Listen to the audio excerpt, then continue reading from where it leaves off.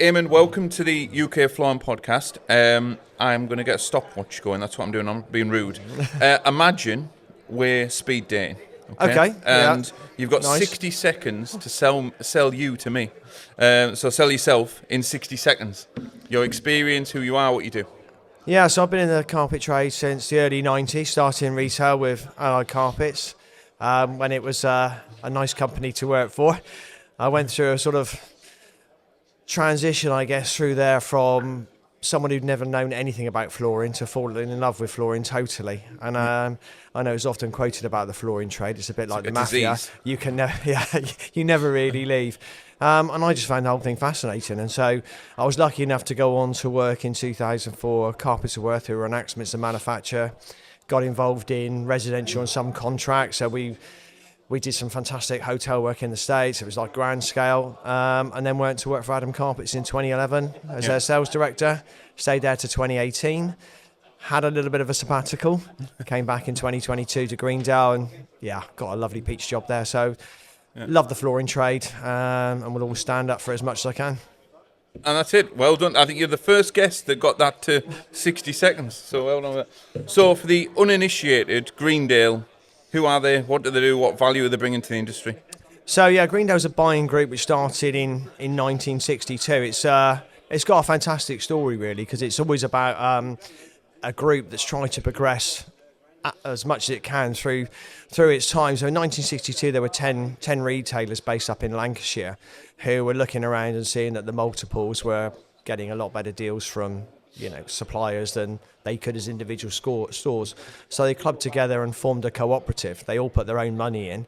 They employed a chief executive at the time, and they employed him basically to work a small office in Southport, go and talk to the suppliers and see if they could get better deals for their 10 stores.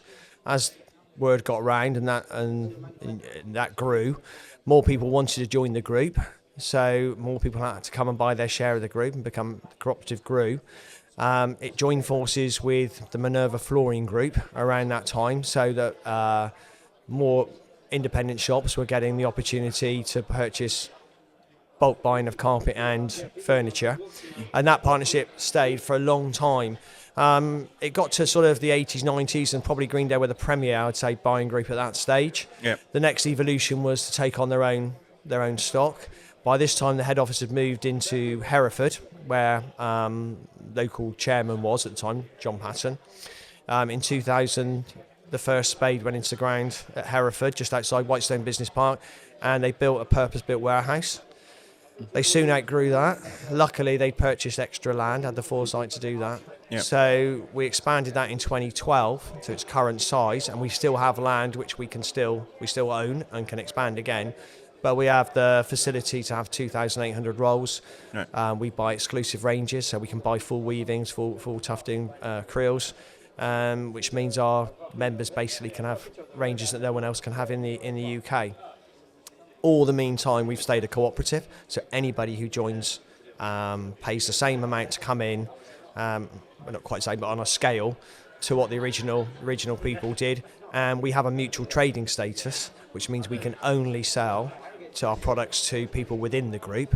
So we can't sell to anyone outside the group, so it's an exclusive club. Yeah. But in doing that, we don't pay corporation tax. So any surpluses that the group generates goes back into the group or can go back to the member pro rata for what they had spent during the year, tax free. So there's a lot of benefits and a uniqueness, is that a word? Or it's just unique to Greendale over and above some of the other buying groups. All buying groups have their pros, and I would always say to any independent retailer, join a group.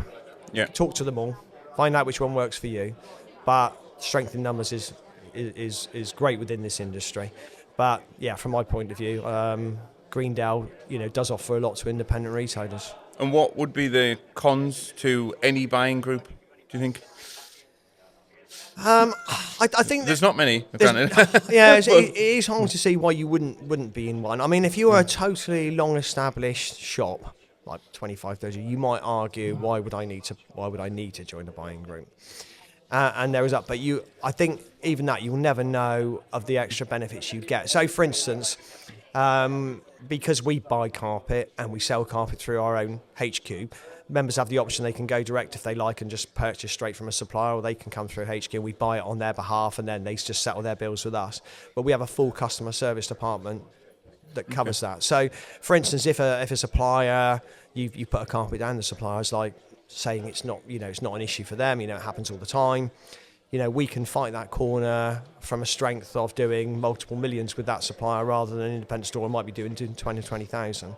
And we also have provisions of our own, so if that we're happy to contribute to get a resolution as well. So we offer buyer membership as well, as standard with the group. So there's free legal advice. So there's lots that are probably an independent, totally on their own, may not quite understand of what is available. Not just from our group, but from other groups as well. And do you have like an exclusivity for postcode or? Yeah, because that's quite important. So when I joined Greendale, I just assumed that preferential pricing was going to be what everyone was in a group for. I just thought that's the number one. They're just going to want cheaper prices. Whilst that's important, it's not the most important thing. When I started going around and canvassing all the retailers when I first started, it's more about rebranding, protection of the brand. So Greendale was quite a strong brand because it's the brand we carry as our group's name. I know other groups have a debranding, but none of them really carry the name of that group. So the fact that Greendale has always been the preferred brand that we use, it has personally, a little bit more kudos in the market, a bit more strength of brand because it covers across our social media as well. So what the members like is that if they have a book or a sample that's rebranded, we all know it happens. People go in, take a photo of the label, try and find out, shop it around. They can't shop the Greendale brand around. Yeah, sure. I mean, there are going to be people who might know the odd one or two, but you'd be surprised just how much they don't. And so there's full protection. That means they can protect their margin, protect their profit, and sometimes then the preferential price is nice, but that's 9 out of 10 would tell me that's the rebranding is the strength of definitely of the buying group. Yeah. A bit of a selfish question. I'm more inquisitive. Why do you think Greendale have stock and other buying groups don't? I mean, it's like because it's coming from the similar manufacturers. It is. There's two things. I think going back when we first started stocking, and this comes back to a little point out. We would partner with people like Ryalux, and we would say, right, okay, we want those colours. We don't want anyone else to have those colours. You make it. We'll take all the stock. Now, when they first, that was a lot of the reason why they built the warehouse. Is how are we going to differentiate ourselves?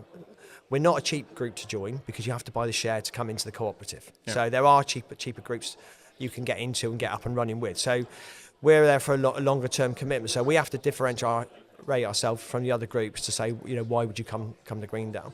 But when we can go to a retailer and say, look, here's 10 ranges, and you can't get those colours anywhere else. So you can sell those. You're going to maintain your margin. They can pick up that carpet and they can go and shop it around, but they cannot find that carpet anywhere else because it's exclusive to us.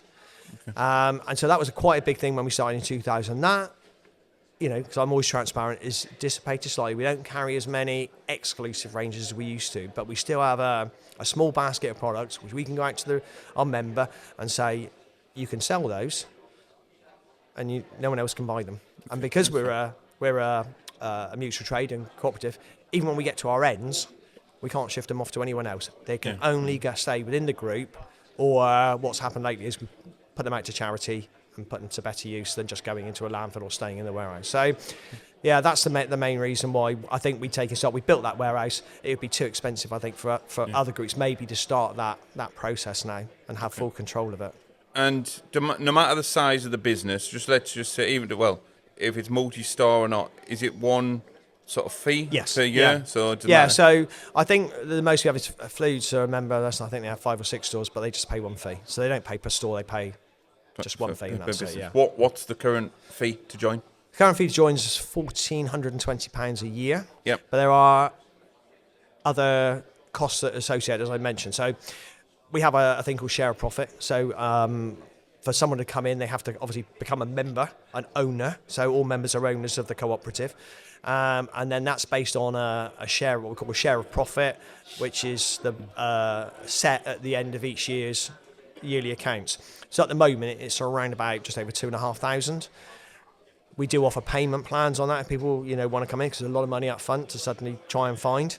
And then there's another cost that's involved is when the building in Hereford was built in 2000.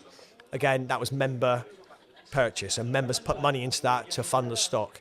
And so but that's now a nominal rate to come in, which is £500. That's the only upfront that we ask for. Everything else can be paid on payment plans. So when we talk to retailers, and this is why we always try and get face to face with them to explain absolutely everything, it looks like it's quite an expensive group to come into. But actually, when you look at what you're getting for the money, plus if you ever leave the group, you get your share back, you get the nominal fee back. It really is an investment in your future. And we've had members who've been there 40, 50 years.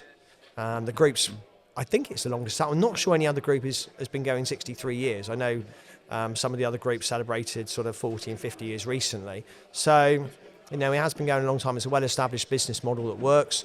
We're not for profit. So, as I said earlier, everything surplus we make always goes back into the group. The group has a board of directors which is made up always of a majority of members. So there's a couple of, like myself and the financial director on the board, but we have 4 members on the board. So members will always have the final say on what happens within the group. Okay. And just so I'm clear, so it's if I, let's say, joined but didn't really put anything through the group, which would be a bad investment, but then someone else was putting 300-400 grand through the group. Depending on your spend through the group, does that you get something? Yeah, if we generate a surplus, which to be fair, we haven't done the last couple of years because a lot of the time the money has been put back into the group. So the last time we were generating we generated quite a big surplus. We could have drip fed some of that money back to the people who put the most in, which they might have. But as a board, we decided that we would take in an exclusive range to us.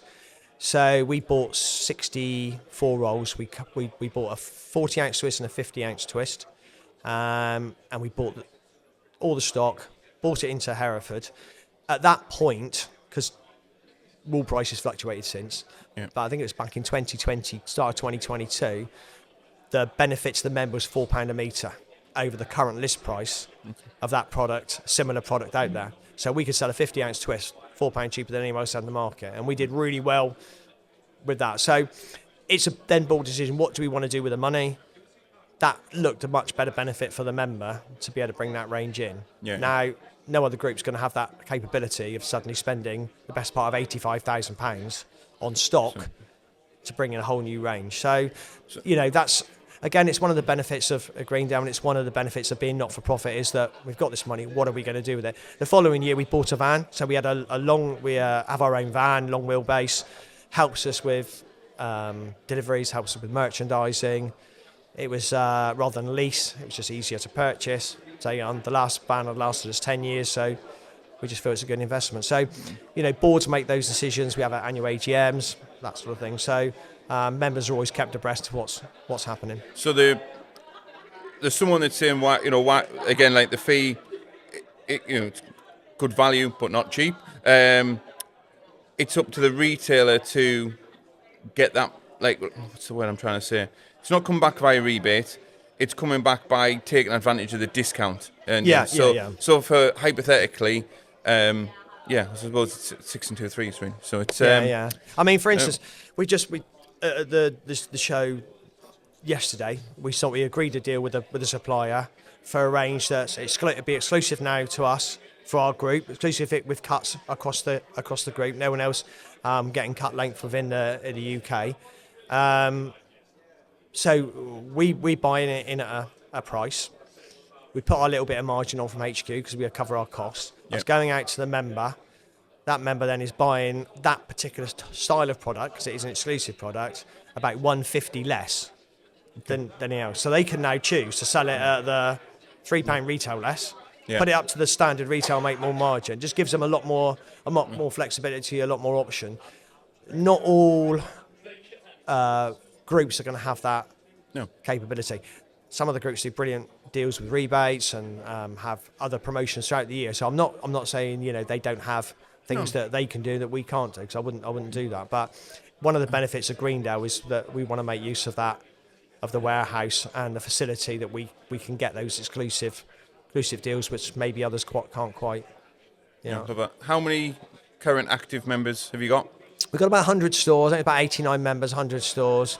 Generally, because of the way the business is and the cost of coming in, there's a general stay. It's been about that for the last 4 or 5 years. So we have 4 or 5 members join every year, and we might lose 4 or 5 members to retirement or ill health, because that's just the trade at the moment, as we know.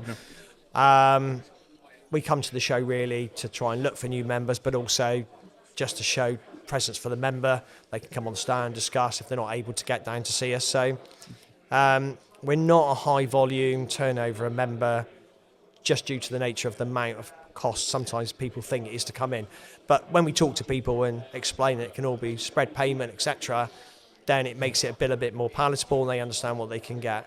One of the other things I should just point out as well, which is a big benefit for Greendale, is because we buy carpet and because people can buy through us, we have found some accounts, especially new businesses starting up, are being blocked by established local retailers, and they say, well, if you deal with them, you're going to chuck your books out, whatever. Yeah. So one of the ways of getting around that is, they can buy through us. So then if the shop says to the supplier, why are you supplying them? They say, we're not, we're supplying Greendale. The stock goes into where they send it, we can't help. So again, we've picked up probably 50% of our members over the last couple of years have been businesses that have been established less than 2 years, struggling to get those accounts, who then found Greendale were able to facilitate that. And so straight away they get competitive and they get rebranded, and it's just something that works for them. Oh, that's good.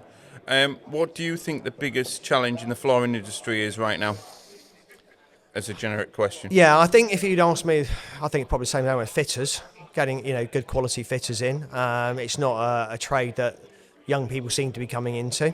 Maybe on LVT and laminate they might be, but carpet, I think that it's been a struggle for some of the members to retain fitters. I think the biggest at the moment would be the stagnation of the housing market.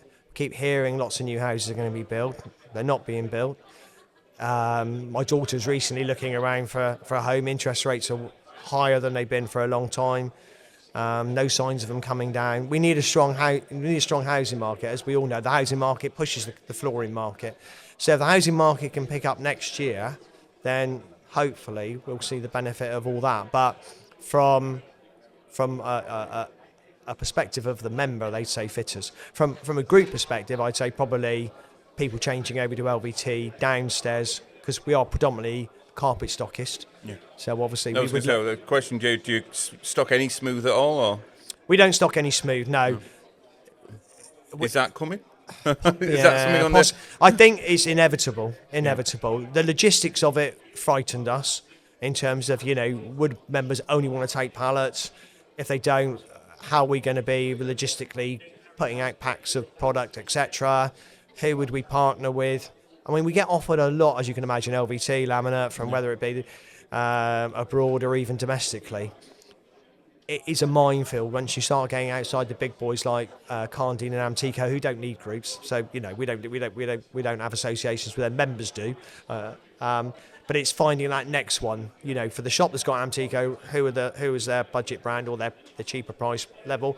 And there's just so many about. So when you start thinking, would we take in stock?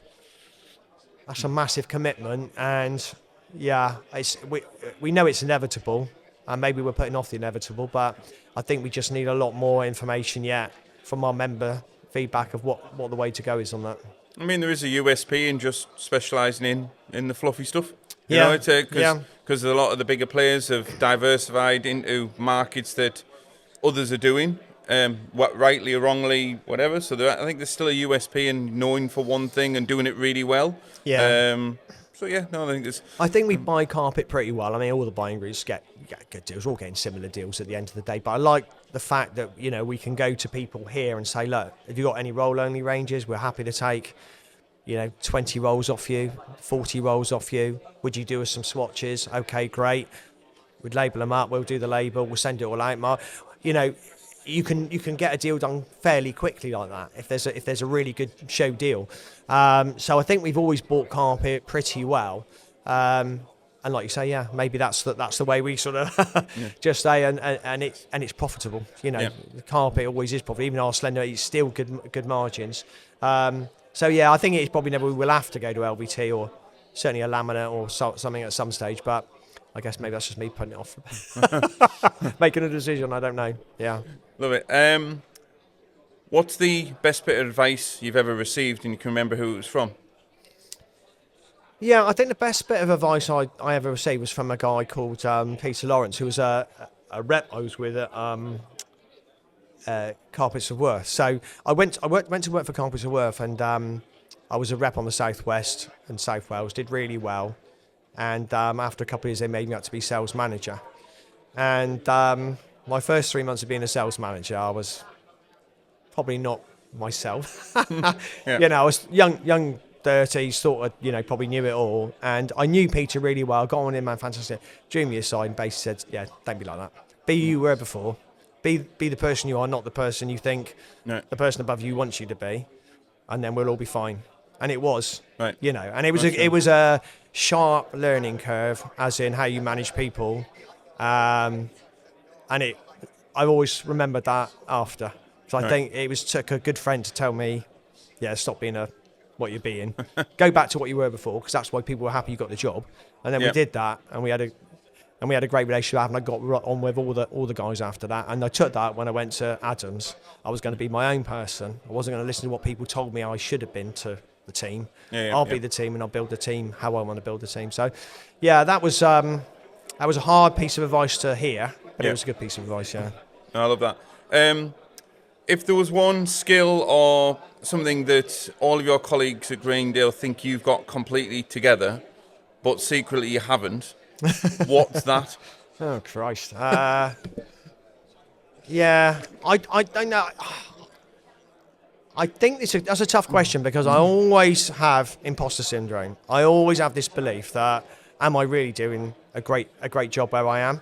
And so I think sometimes I feel that people think, oh yeah, you're doing a really good job. That's going on. Am I really though? I just don't know. I feel like I got this job, which is like a prime job in carpet, and I always see myself as more still the allied salesman on the shop floor. Yep.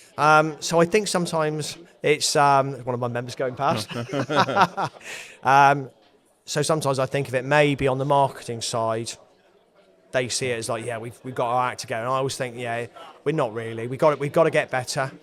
We've got to get more across social media platforms. I know some people think we have quite a large presence, and we do, but sometimes I think, well, we just need to post better. We need to do more story, more reel, more TikTok. It might seem odd that we're trying to appeal to a more younger audience, but actually with the Greendale brand, we do need to try and reach out to the end user as well to drive people into stores. Can't be just about recruitment all the time. So I think, yeah, that would be the thing I'd say, that I get complimented a lot on marketing, which is nice, but I still feel we and me have got a long way to go on that. Love that. If there was a question on the podcast you think I should regularly ask to the flooring industry, what's the question? I personally would say about understanding recycling, understanding what legislation might be coming down the line from sustainability. We've all got, it's coming, you can see it, generally everything's drip fed across into the UK from Europe or America. America already got in issues with end of life, what happens to carpet, and is it going to landfill? Certain states are already saying, there's going to be levies on that or whatever. So that may all come to the UK. So it's understanding how we go forward and chatting to some of the people here at the moment. You see some people have got it together with the proper recycling story of how it's all going to be, cradle to cradle type thing. And others, it's a bit bury your head in the sand and think you've got a sustainability policy, but you haven't. So I just worry that in 3 or 4 years, there'll be some legislation and everyone will be, oh, didn't know this was coming, and suddenly where are we going to find all the extra money for it? Do you know what I mean? Yeah. So people have been talking about it, but not taking action. No. Well, yeah, because we see, I love wool. Wool's my background, so I'll always champion wool. But one of the biggest issues with wool at the moment, I suppose, if you're looking at 80-20, is mixed fibre. What happens with mixed fibre? Wool's biodegradable, so make it 100% wool. Wool, fantastic. There's opportunities to have biodegradable backing, biodegradable latex. It's all there. But who's going to be the first one to make the jump to it? I don't know. And that is a difficulty. It's like being when you're at buying group and you know price increases are coming because commodity prices are going up. I'm always thinking, well, who's going to be first? Someone's got to be first. And sometimes you'll see that they're all putting it off. They're all putting, I don't want to be the first one in. Who's going to jump? And then as soon as one says, yeah, we're going to have to go, it's 4%. The following week, I'll get letters from every other wall supplier saying, oh yeah, we've got to go up 4%. So someone's got to make that mainstream, got to make that more story about recycling, and then maybe more people will get involved with that. The trouble is, for the consumer, it's so far down the list, they're just not aware of it. So a consumer, as you know, probably know, go into a shop, will be price, colour, feel, texture, whatever they want. When you talk about the environment, it's probably not even in the top 10 of the things they want going in. But when a levy comes in, then it might be. Yeah, that's right. So that would be mine. But what's the sort of, what do you think, the general response on questions you should be asking is? From other people, well, you've obviously asked that to other people. A lot of technology-based questions, how AI is going to affect buying. Yeah. Because Google obviously is still a very big used item, and you can grow and scale a flooring business, let's say, by using Google. It's been around a long time, but now AI is speeding things up, making things easier to transact. But then again, also customer service, I think, is a big thing now, where if you've got, I'm going to call it a traditional carpet shop that hasn't changed in the last 15 years, there's a lot out there that are now struggling. Not because they're not very good at carpet, just because they've not sort of moved with the times, which is, and it's catching up financially. And we've seen that firsthand. So it's trying to, a lot based on technology. Obviously, a lot of manufacturers now providing proper education, proper training courses. That's being more and more. Embarrassingly, I'll be honest with you, someone else asked me yesterday, what's my opinion on sustainability? And I said, I haven't got one. It doesn't affect our business, and I haven't got a personal to the core. Again, as you rightly point out, if it starts becoming like a financial impact, or really sort of, let's say, being mandatory, I'll probably have to learn more and then probably care about it. But right at the minute, it's so far down everyone's list. I've got a selfish view on it. Rightly or wrongly, but I'm interested about the AI, because I always think that carpet is still touchy-feely. You go along the high streets, and anything that can be sold online is disappearing from the high streets. So the high streets are just full of things you can't buy online, like nail salons, vapes, coffee shops, whatever. Strong independent carpet shops are still strong independent carpet shops. We've seen now. Everything, how many are going to go this year? Well, actually, the established businesses that do their business as well are still there. AI and computer generation, we've seen it with some suppliers already utilising that, room settings, that sort of thing. And so I suppose if you're a digital marketer, you're probably slightly concerned of how much of that will suddenly come in-house. I think if carpet was going to maybe take off on tech or online, so maybe it might have done by now. I like the idea of room visualisers. I think they're pretty cool, and I think we're going to see more and more of that. Definitely. They've been around a long time, and I still feel people in retail sales not using them. It's a really powerful tool. Again, back to traditional independent retail, where you get a quote from Collins Carpets, piece of paper written down, this is how much is your carpet. Possibly more with smooth surfaces, herringbone and bit design flaws. But imagine receiving that quote from Colin with a picture of how the room's going to look. We do that when we buy a 30 grand kitchen. We do that when we go on a 5 grand holiday. We expect we do that when we go in McDonald's, if that makes sense. It does make sense. So you're right. Why, when we're buying a £4,000 carpet that is going to last us 20 years? Are we not doing that? In general, I mean, some people are.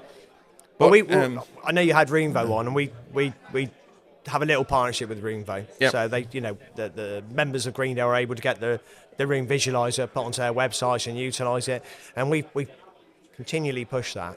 But the take up has been quite low, even though you can embed it into the site. It's a straightforward thing, and I just don't understand why more of the members aren't have it, but. All member groups will have member apathy. People are like, oh yeah, it'll be fine. Someone else will take it, But it's also that we have people come onto the stand this show, members, and we got the pop up that didn't realise you were doing that. So he's like, communications, another thing. We send out bulletins and newsletters. They all very good open rates and good reading, but you wonder how much they're taking in. So now I've sort of got to go back and think to myself, yeah, maybe I've got to make those more impactful. Maybe I've got to make them shorter. Maybe it's got to be a more punchy type of thing. But Rainbow's an incredible application, so it would be fantastic for more members to have that. And like you say, people coming in, looking at it on their phone, here's a picture of my room, boom, carpet's in there. Oh, that looks amazing. Whereas, years ago, it'd just be handwritten. Yeah, I think, unfortunately, there's a lot with like customers being around a long time that are happy with their current results. They do what they've always done and get what they've always got. But then if that starts drying up, then they start looking for help. If that makes sense. Sometimes too late, and that's just. But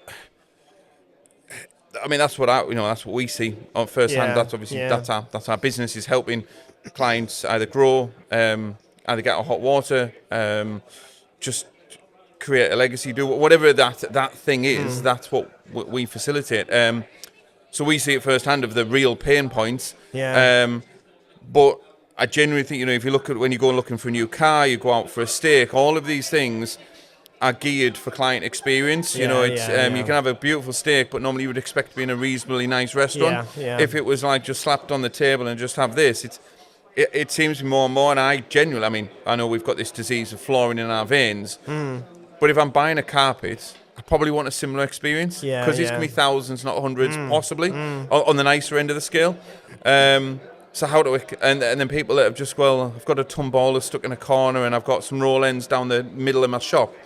I personally think that's not good enough anymore. No. And for the ones that are doing it now, will gain the benefits later, and the ones, unfortunately, we've got clients that have been in carpet retail 30 years, and for the last 2 years, they're twitching.